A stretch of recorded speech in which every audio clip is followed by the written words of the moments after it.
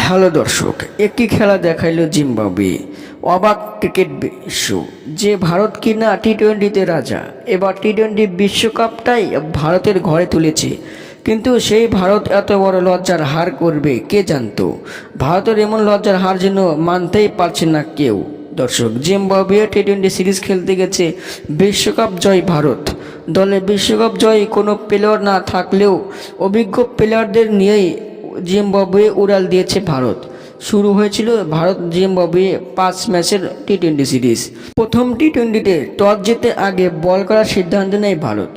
আগে ব্যাট করে 20 ওভার শেষে 9 উইকেট হারিয়ে 115 রান করে স্বাগতিক জিম্বাবুয়ে।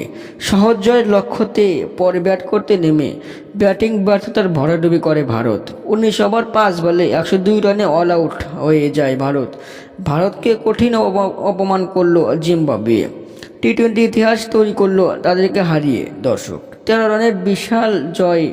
5 ম্যাচে টি-20তে 1-0 এগিয়ে গেল জিম্বাবুয়ে। দর্শক, আপনাদের মতামত কি?